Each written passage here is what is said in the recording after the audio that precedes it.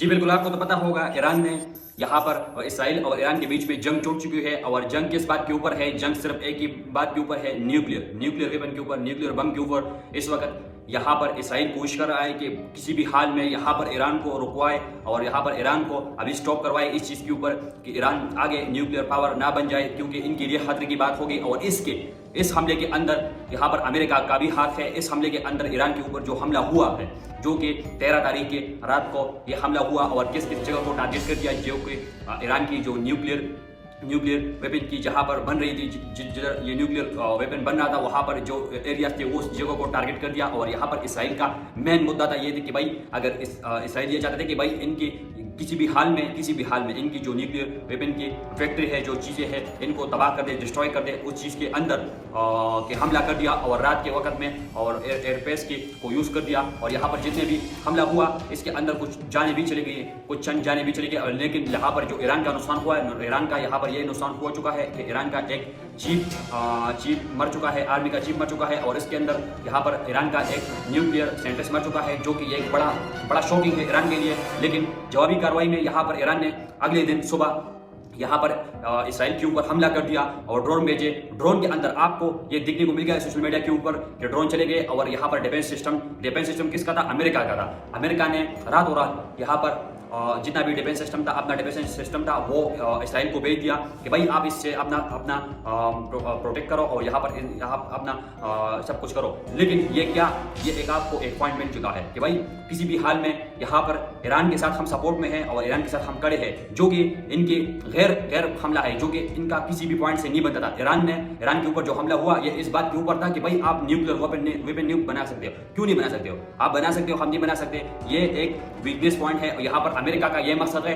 कि हम मुज़ाकरात के लिए यहाँ पर ईरान को मजबूर करें। ईरान को क्यों मजबूर करें? अगर हम ये हरकतें करेंगे जो कि ये एक नाकाबिले बर्दाश्त हरकतें हैं, जो कि आप यहाँ से एक्सेप्ट नहीं कर सकते हो इस हमलों को, जो कि इन लोगों ने जो रात के अंधेरे में जो हरकतें की। और यहाँ पर अगर ईरान के ऊपर ये लोग कामयाब हो चुके हैं, ईरान के ऊपर अगर इन लोगों ने लगातार ऐसा करेंगे तो फिर आप ये सुनो कि भाई ईरान के बाद पाकिस्तान का नंबर है, ईरान के बाद पाकिस्तान का नंबर है।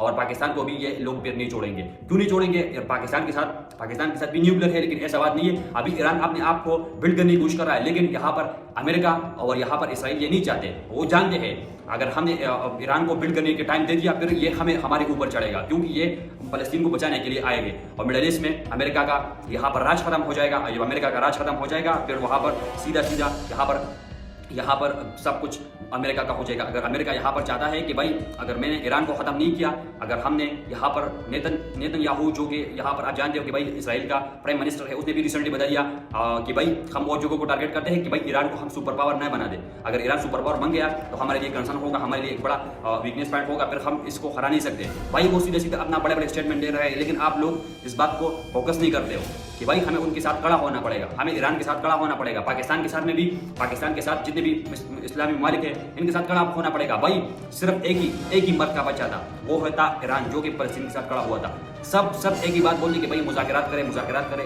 का बात करें। लेकिन यहाँ पर ईरान ने मुज़ाकरात को मान नहीं दिया कि भाई हम मुज़ाकरात नहीं करेंगे, हम सीधा फलस्तीन के लिए हक का आवाज़ उठाएंगे और हक की बात करेंगे और जो जंग पर होगा, जिस कंडीशन में भी होगा हम वो करेंगे। यहाँ पर ईरान ने इस कंडीशन में फेस कर दिया। लेकिन यहाँ पर अभी ईरान को क्या करना होगा? ईरान के ऊपर बहुत बड़ा इस वक्त ये जो मिलिट्री अटैक हो गया, इनकी जो जितने भी टारगेट एरिया के ऊपर हिट कर दिया ये जितने भी, लेकिन इसके अंदर सिर्फ ईरान की न्यूक्लियर पावर को ये डैमेज कर रहे थे, लेकिन इसके अंदर अभी तक कितना ऑफिशियली ये जो न्यूज़ बता रहा था, जितने भी सोर्स से हमें पता चल गया, लेकिन ईरान के न्यूक्लियर पावर को खत्म करने की कोशिश कर दिया। लेकिन जवाबी हमले में ईरान ने भी यहाँ पर काफ़ी कुछ कर दिया, लेकिन वहाँ पर डिफेंस सिस्टम किसका था? अमेरिका का था। अमेरिका ने, डोनाल्ड ट्रंप ने डिफेंस सिस्टम यहाँ पर इसराइल को दे दिया था। उसके अंदर ईरान के जितने भी ड्रोन थे, जितने भी मिसाइल थे, वो तकरीबन ऑलमोस्ट डिफेंस कर दिया। यहाँ पर हमला तो हो गया, कुछ तो वहाँ पर कुछ आबादी, कुछ जगह वो तो हिट हो गया, लेकिन इसके अंदर काफ़ी चीज़ें डिफेंस हो चुकी है यहाँ पर इसराइल की तरफ से। लेकिन वो किसका था? अमेरिका का था। ये भी आपको मानना पड़ेगा कि भाई अमेरिका यहाँ पर बैकबोन बन चुका है यहाँ पर इसराइल का। वो चाहते हैं कि भाई इसराइल किसी भी हाल में इन लोगों को डोमिनेट करे। डोमिनेट किस हाल में करे? कि भाई अमेरिका का पावर में। यहाँ पर आप देखो यहाँ पर सीधे सीधा डोनाल्ड ट्रंप ने रिसेंटली अभी स्टेटमेंट दे दिया, रिसेंटली बोला कि भाई अमेरिका को यहाँ पर हम चाहते हैं कि हम ईरान को और ईरान को घुटनों पर लेकर आ जाए। किस बात की ये स्टेटमेंट की? अभी देखो इस स्टेटमेंट के अंदर कितना बड़ा कंसर्न है। यहाँ पर देखो कि ईरान इनके लिए एक बड़ा पॉइंट बन चुका है। ईरान को ये हरा नहीं सकते, ये किसी भी हाल में चाहते हैं कि भाई ईरान सुपर पावर ना बन जाए। फिर अगर हम ये हरकतें करेंगे तो ईरान खुद घुटनों पर आ जाएगा, हमारे साथ मुज़ाकरात के लिए हो जाएगा और फिर यहाँ पर इसराइल को तस्लीम कर देगा। जो कि अगर इन लोगों ने इसराइल को तस्लीम करेगा, अगर वैसे हो नहीं सकता, लेकिन फिर भी अगर ऐसा हो गया जस्ट इमेजिन, तो फिर पाकिस्तान का नंबर होगा। पाकिस्तान को ये इस हरकतों से, इस चीज़ों के ऊपर मजबूर करेगा, फिर ऐसे हरकतें करेगा और ऐसे माहौल क्रिएट करेगा, ऐसे एटमॉस्फेयर क्रिएट करेगा, फिर पाकिस्तान को भी मजबूर ऐसी चीज़ करना पड़ेगा। लेकिन ये मैं आपको फिर से अवेयर कर दूँ, हम जितने भी मुस्लिम मालिक हैं, हम इस चीज़ को एक्सेप्ट कभी भी नहीं करेंगे। और हम और मैं और आप जितने भी हैं, हम यहाँ पर ईरान के साथ खड़े हैं और जितना भी सपोर्ट होगा भाई हम ईरान के साथ है, क्योंकि एक इस्लामिक कंट्री है और फ़लस्तीन के लिए हक का आवाज़ उठाया था। और यहाँ पर ये एक बड़ा पॉइंट है कि भाई फ़लस्तीन के लिए हर किसी ने आवाज़ नहीं उठाया था, सब मुज़ाकरात चाहते हैं। जितने भी यूरोप कंट्री है वहाँ पर भी मुज़ाकरात का आवाज़ उठाया कि भाई ईरान को मुज़ाकरात करना चाहिए। भाई किस बात की मुज़ाकरात करना चाहिए? उन लोगों ने पहले हमला कर दिया, जंग का आगाज़ कर दिया और यहाँ पर ईरान के प्राइम मिनिस्टर जो उनने एक बड़ा स्टेटमेंट दे दिया कि भाई मैं मुज़ाकरात नहीं करूँगा, हमला कर दिया। अमेरिका को भी इसका सबक मिलेगा और यहाँ पर इसराइल को भी इसका सबक मिलेगा। जिस टाइम भी होगा हम आपको मीडिया के ऊपर सब कुछ बिल्कुल बताएंगे कि भाई हमने बदला ले लिया, हमने वो रिवेंज ले लिया। तो भाई ये बड़ा स्टेटमेंट ये हर कोई नहीं दे सकता। ये सिर्फ ईरान के जितने भी रिसेंटली देखो भाई हर कोई प्राइम मिनिस्टर आता है, जितना भी इन लोगों का बड़े ओहदे के ऊपर जितना भी लोग आते हैं वो इतना बड़े स्टेटमेंट देते हैं, उनके ऊपर उतर जाते हैं। अभी देखो कि भाई ये इतना बड़ा जंग छिड़ चुका है, तो इसके अंदर आप किसको सपोर्ट करेंगे? As a Muslim, as a human, यहाँ पर फ़लस्तीन के लिए भी आवाज़ उठाना चाहिए और ईरान के लिए भी आवाज़ उठाना चाहिए। और हम ईरान के साथ खड़े हैं और यहाँ पर आपका क्या राय है, आप भी अपना राय बता सकते हो। और लास्ट में मैं फिनिश करूँगा कि भाई कुछ भी हो जाए, हम as a Muslim, as a human, हम इंसानियत के साथ खड़े हैं और यहाँ पर मुसलमानों के साथ खड़े हैं। तो भाई ईरान के साथ तो खड़ा होना बनता है। यहाँ पर जो भी राय है तो आप भी अपना राय कमेंट सेक्शन में कर सकते हो। तब तक के लिए मुझे दे दिया, तब तक के लिए खुदा हाफिज़।